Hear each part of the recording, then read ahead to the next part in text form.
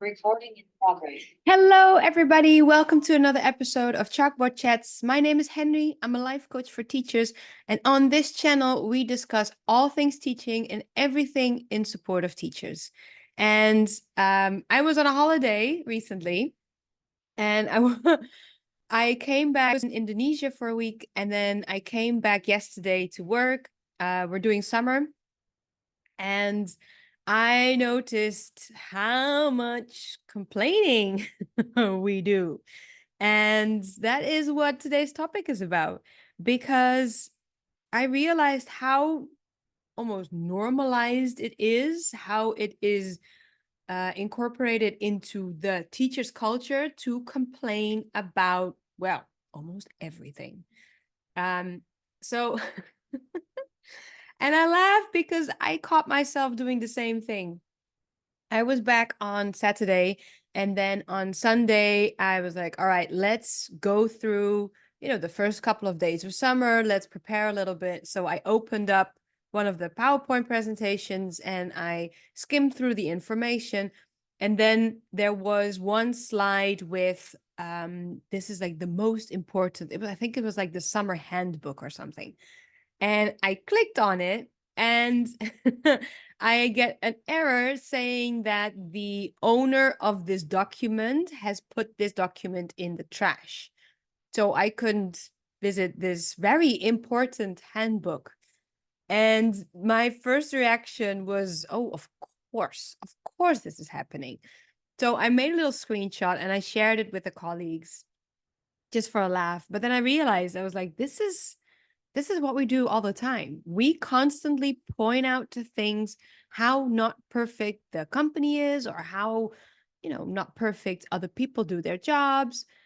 And it's getting a little bit much. For me, I saw this on Sunday. Then I was at work on Monday.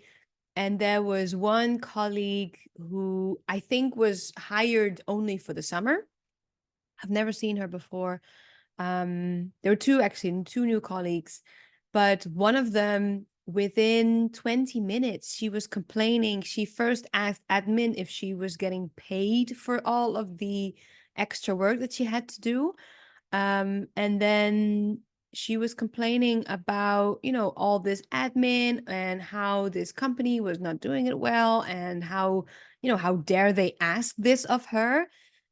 And because she was new, I wasn't, really going to engage in this, because I realized that I would not have anything nice or valuable to add, because I just realized how much complaining there was and how normalized it was. Nobody else was really interacting with it. Nobody was, pointing out how weird it was to just have this rant of complaining. So I thought this episode was very important, because I think we need to stop. Because I wanted to ask her if she was somehow tricked into doing this job, if she was somehow, forced to sign this contract, because she sounded so incredibly entitled. And it just rubbed me the wrong way. And I was like, yeah, but the more we go into this narrative, the more we continue into this complaining spiral, the harder this job gets. And don't get me wrong, we have a lot to complain about. There are so many things wrong with this job, with this system, with how everything is set up. Sure.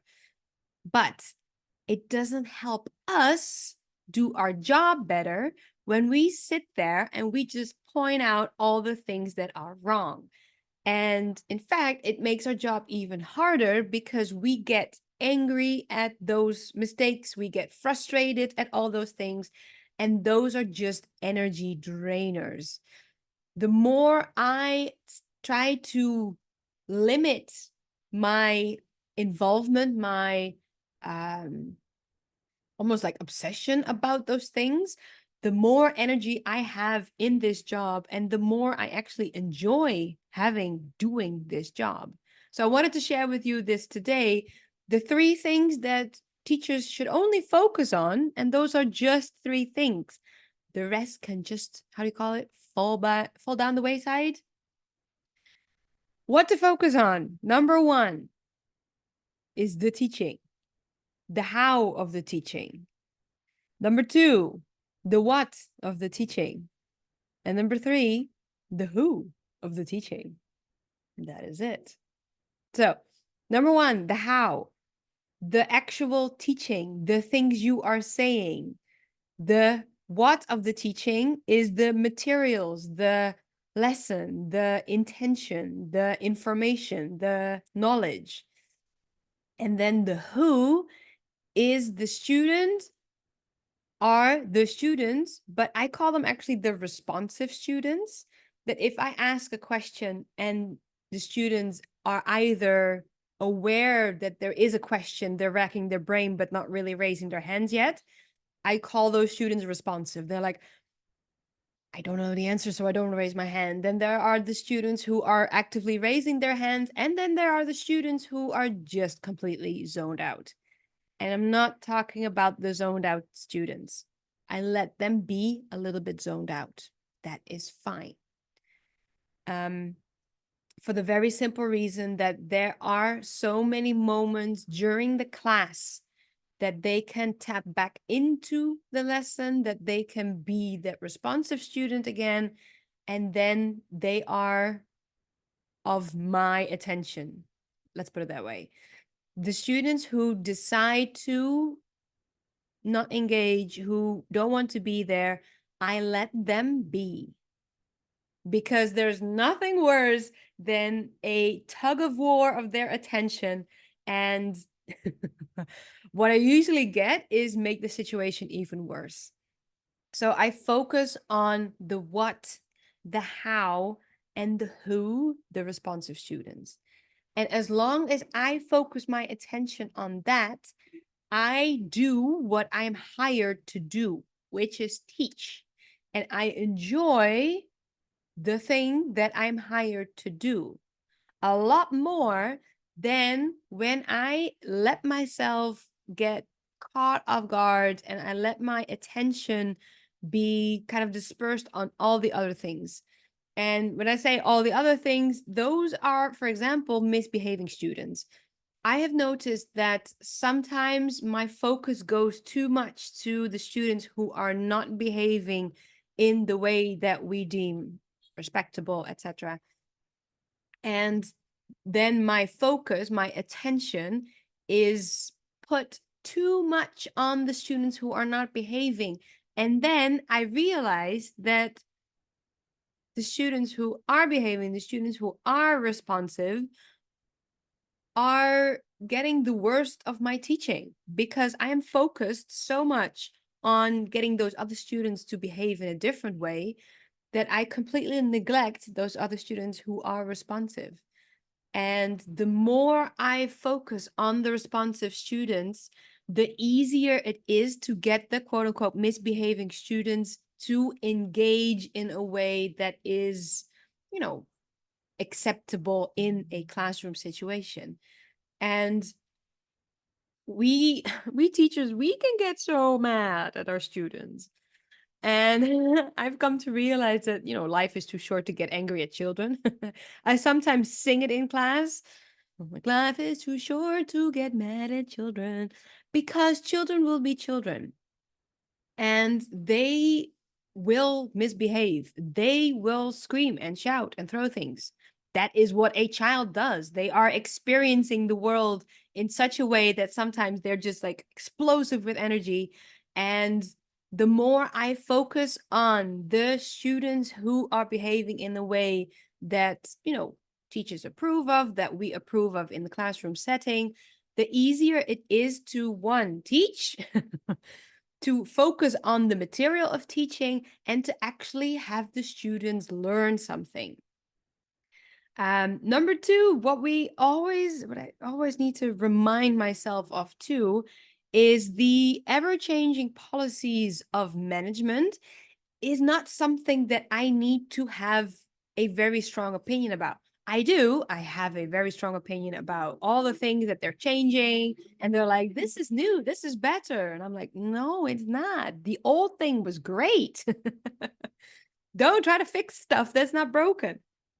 But the more I get so involved in being angry or having an opinion or being upset about them changing it, the more I just lose energy into something that I cannot control. Because I've tried. I've tried to tell management. I've tried to yell it at them. I've tried to email it at them. I've tried to tell them in a very calm conversation. I don't have control over what management does. Therefore, I can just let that be. If they have this new policy that they want to do, go at it. If they want this new way of tracking the students, I'll do it. And I'll do it in such a way that I don't feel too many negative emotions about it, because that is just draining.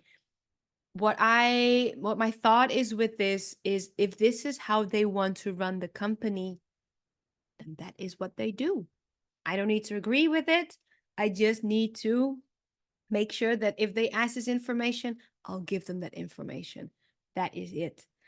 Same with the the materials. They constantly make new versions of the materials. They're like, no, this is better. No, the old one was still fine. Same with that. If they want to constantly update the materials, I will update whatever I use in class. I don't need to have this, you know, I have an opinion about it, but I don't need to entertain in it. I don't need to indulge in it, because what we then get is, all the reasons why we can complain about the company, why we can complain about the materials, because we can then point out all the things they're doing wrong, according to us, and we feel justified. We feel angry. And it's just this drain and waste of energy. Same with unsupportive management. Whenever management is deciding to not be supportive, to not help us out, I don't waste any energy on it anymore. I used to. I used to tell them all the time. I used to remind them. I used to email them. I used to be very angry at this. And I realized I wasn't getting anywhere. It was very draining. It was very frustrating. And since they weren't going to change, I might as well not expect support from them. What that does is, now that I do get support, I'm like, oh, this is so nice. Yesterday at work, I had the lesson plan, and I had all the materials, and I was like slowly printing them, and I was looking at them. And then admin walked up to me and she was like, oh, we already printed this in color, cut already. And I was like, you godsend. That's amazing. Thank you so much. So all I needed to do was scoop up all the materials. And I was like, all right, I guess I'm done. Off I go. Bye. And it was so wonderful. The last thing that I find is such a drain on our precious, precious energy are annoyed and angry colleagues. And I see this in the teachers' lounge, where, same as yesterday, one colleague decides to point out all the things that she's angry at, or that she's annoyed about or frustrated. Unfortunately, she chose one of the admin staff to direct her anger at. But I noticed how normal it was, how normalized it was. Like, yeah, part of the conversation. Other colleague kind of, discussed these things with her. And I just tried to stay out of it, because I could feel this annoyance at them. And I was like, hold on, but then that makes three of us. Instead of them being angry and me just, preserving my energy, if I was annoyed at them for them being annoyed at other things, then everybody was annoyed and we're not getting anywhere. So I make the conscious decision to not have other people's emotions be an invitation for me to feel the same, which sometimes is very difficult. But as soon as I realized, like, this is an emotion that is so draining, because she was full of frustration, and she was also like very justified and, a little bit angry and I was like, no, I don't want to go there. I don't want to be in that same spot. So I just, kept myself separated from that conversation. I didn't engage in it. And I also tried to not judge her for being so annoyed. And I just sat there and I tried to, you know, keep thinking the thoughts of, oh, it must be so frustrating. It must be so annoying for her. That's why she is, voicing all of these opinions. And it doesn't mean that I have to solve it, doesn't mean I have to go against it, doesn't mean that I have to do anything with it. I was at that moment just very happy that admin had printed out all of the materials, and I was like, this is great. This is going to be an amazing summer. It's going to be so much different from last year. And I was excited. So I let her be, I let her stew in her little spiral. And I was just off to class. I was like, see ya. And when we focus on the what we teach, the how we teach, and the who we teach, we get so much better at those things. We keep so much of the energy, and we actually start to get that enjoyment back, because we are not too focused on all the other stuff. All the other stuff that we don't need to focus on. We don't need to have an opinion about it. We don't need to be involved in all of the other things. We are hired to teach. So let us focus on that. Um, One of the things that I also noticed is how a lot of teachers are also very angry at the parents or at admin for having students put in classes where they don't belong. So I've had this too, where a student had failed the previous class, but they were bumped up to the next course. And I remember thinking, yeah, I can be so mad at this, because it's not good for the student at all. It's not good for their self-esteem. It's not good for their learning journey. They're now being put in a level that is too difficult for them. So it's not fair to them, but that's not something that I have control over. I can try. I can tell the teacher, I can tell the parents that this isn't a good idea. I can tell admin this is not a good idea. But ultimately, that is not my decision. So I just have a class, and I try not to judge who is in my class, whether or not they should be here. They are here to learn. They are here just as a student. And I try not to judge their past. I try not to judge their past failures or successes. They are here, they are in my classroom now, and I focus on what I teach. I focus on how I teach, and I focus on who I teach. And it makes my life so much easier. That is what I have for you today. I hope you enjoyed it. Please let me know in the comments below. I'll speak to you soon. Bye bye.